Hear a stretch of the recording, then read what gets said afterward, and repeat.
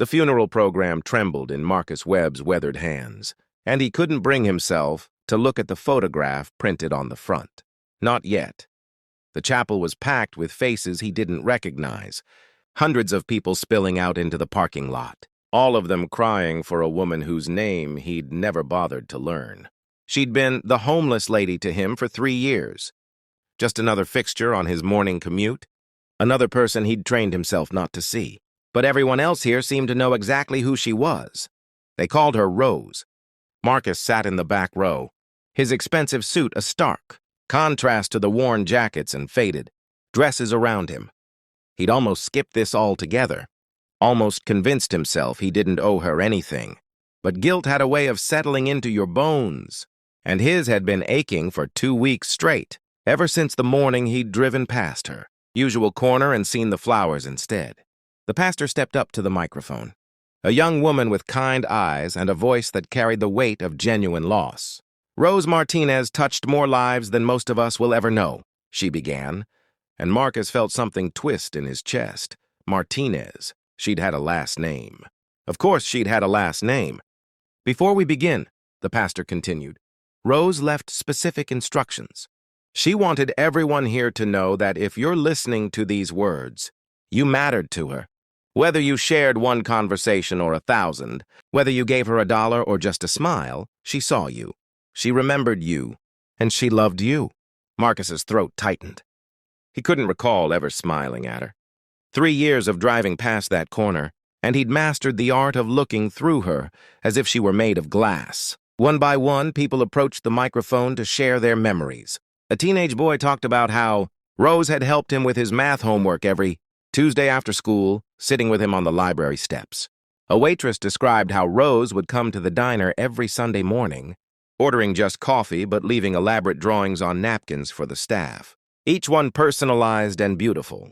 An elderly man wept as he explained that Rose had been the only person who'd visited him in the hospital last year, somehow finding out he was alone and showing up with flowers she must have picked from someone's garden.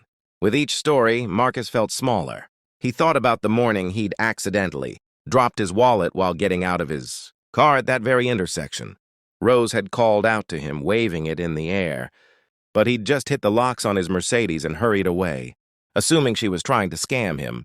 He'd realized his mistake 3 blocks later and had driven back, dreading the confrontation.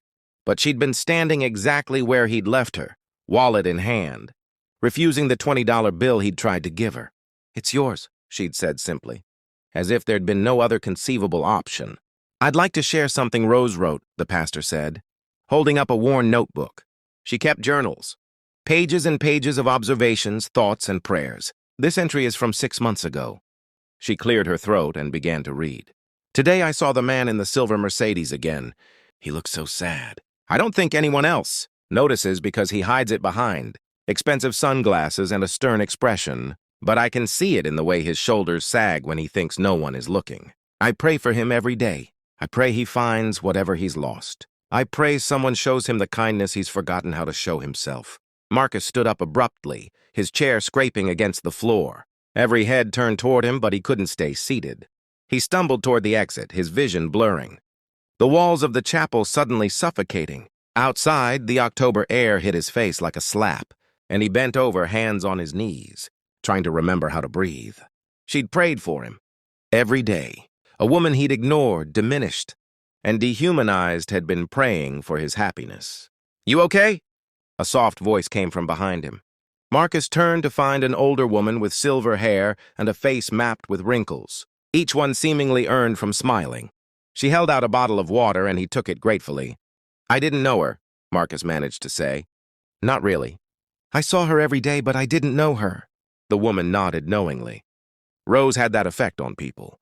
She saw the best in everyone, even when they couldn't see it in themselves. She extended her hand. I'm Patricia. Rose and I met at the shelter 15 years ago. We both ended up there after our lives fell apart in different ways. She helped me get back on my feet, literally held my hand through rehab, and then she chose to go back. I never understood why. Back to the streets? Marcus asked, confused. She said she'd found her purpose, Patricia explained. Rose had been a social worker before everything went wrong. lost her daughter to cancer, lost her marriage in the grief, lost herself to depression.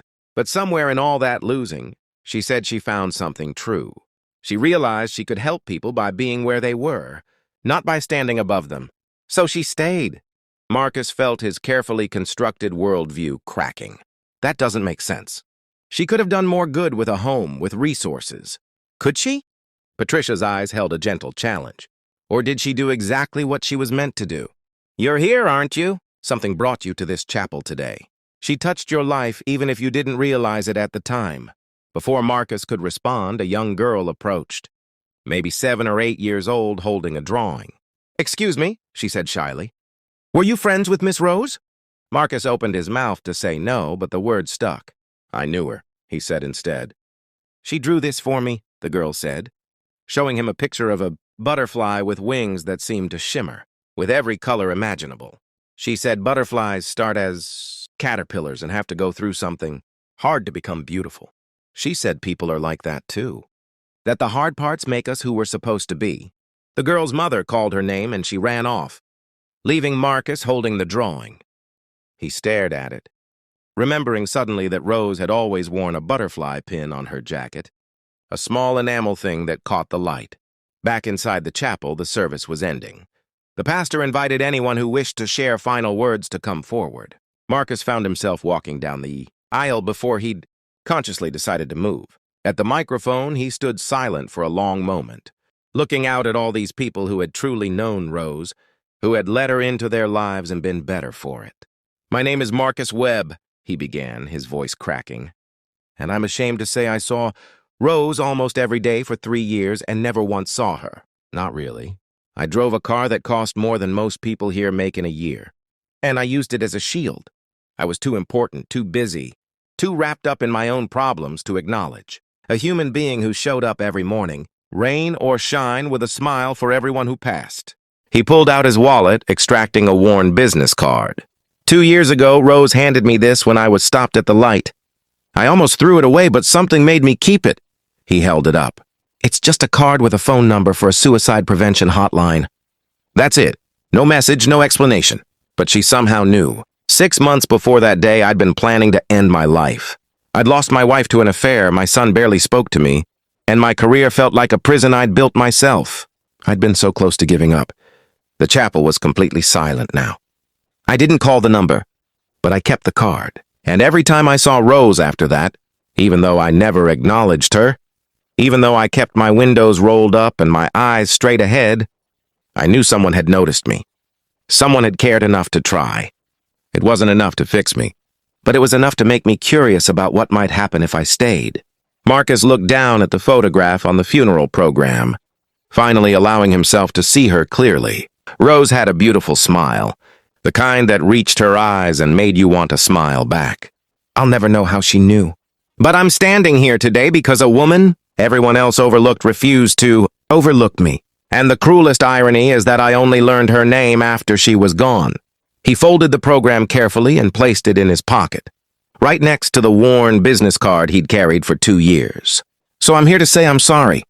I'm sorry I was too blind to see you, Rose, too deaf to hear you, too proud to thank you.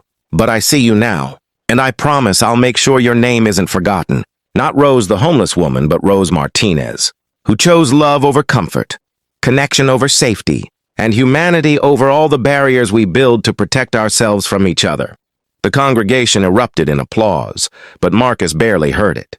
He was too busy making a silent promise to a woman he'd never properly met. He would be different. He would see people.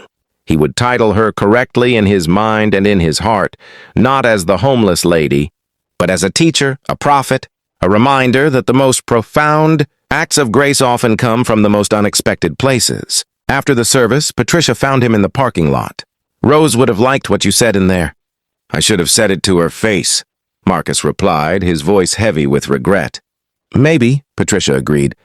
But Rose believed in becoming, not just being. She'd say, you're right on. Time. She handed him a small package, wrapped in brown paper. She left this for you. Asked me to give it to you if you ever came looking. Marcus unwrapped it with shaking hands. Inside was Rose's butterfly pin and a note in careful handwriting. For the man in the silver Mercedes, you carry so much weight. Let yourself transform. You deserve wings, too. With love always, Rose. Standing in that parking lot, surrounded by people who had let themselves be changed by an extraordinary woman, Marcus Webb finally let himself cry. And in that release, in that moment of complete surrender to grief and gratitude, he felt the first stirrings of transformation. The caterpillar beginning to understand what it might mean to fly. He would never drive past that corner again without stopping. Would never see someone struggling without seeing them as fully human. Would never forget that sometimes the people we most desperately need come to us in forms we're trained to ignore. Rose had titled him worthy of love when he couldn't do it himself.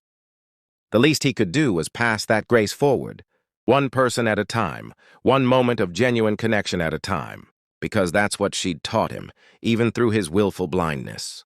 That every person deserves to be seen, to be titled correctly, to be known by their true name, their full humanity, their irreplaceable significance in the story of the world. Rose Martinez had been that person for so many. Now it was his turn to be that for someone else. Her legacy wouldn't end with her death.